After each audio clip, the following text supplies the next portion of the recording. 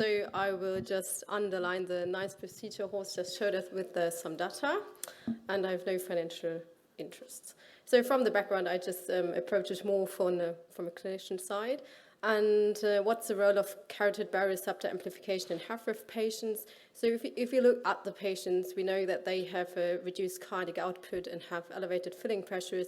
That leads to a sympathetic nervous system activity, and that leads us to myocardial oxygen demand and increased afterload. And at some point, we want to stop this circle, and we can target this sympathetic nervous system activation. In the end, we want to reshape the autonomic imbalance we created through the disease stage. So, and if you look at the baroreflex, it's a powerful neuromodulation to the autonomic nervous system. It's usually designed to maintain our normal homeostasis, and once it's activated, actually it decreases sympathetic activity and drives parasympathetic activity upwards. And the baroreceptors themselves, they are located in the carotid sinus and also in the aortic arch. For the procedure we are looking at, we just focused on the carotid sinus. And once we trigger them, they increase the signaling to the brain, and we can have a sustained activation through pulsatile carotid sinus stretch. So that's what Horst already showed you. So here you can see the device.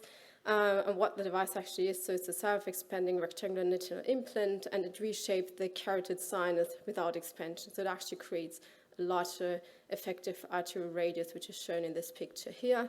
And it still retains the pulsatility and increases carotid sinus stretch. I now present you some of the data from the HF-FIH trial. So just walk you through the main criteria. It's a single-arm, open-label, non-randomized trial. Main inclusion criteria are patients presenting with HFrEF, so LVF is below 40%. They're symptomatic with NIHA3. NT-proBNP levels have to be elevated, so over 400 picogram per milliliters. They should be on stable optimal medical therapy for over 4 weeks. And as Horst already showed you, there should be no carotid plaques and a feasible anatomy to deploy the device.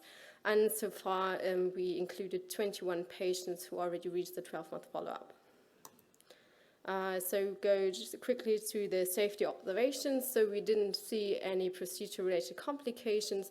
Patients didn't have any relevant hypotension because the device was initially used in hypertensive patients.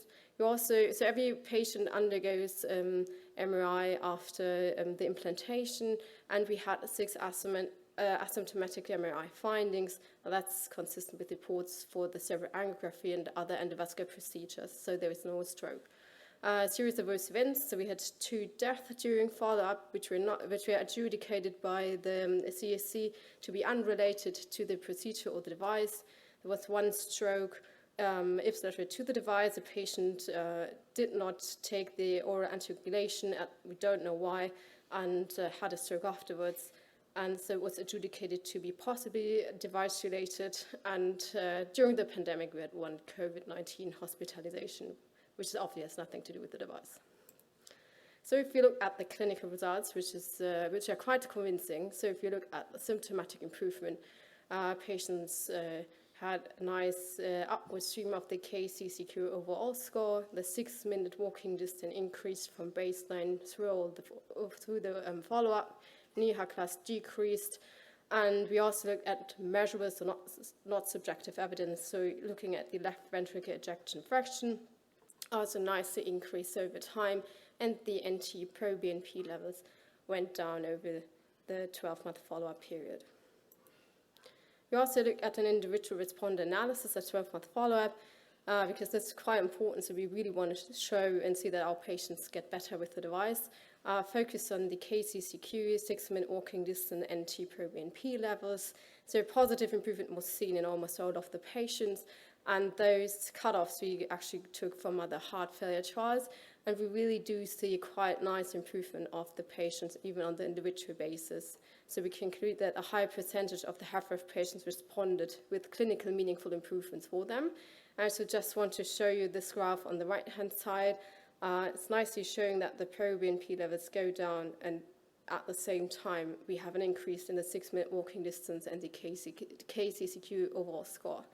So we do see favorable trends in the clinical endpoints for that therapy.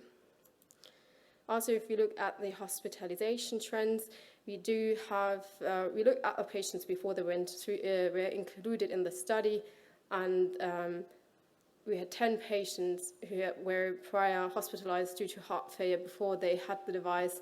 And then if you look at 6 and 12 months post, so it's like we don't have the results for all of those patients yet, but there's just one hospitalization during 6 months, two in the 12-month period, and even just one after that. So we do see a favorable trend toward the reduced heart failure hospitalization rate.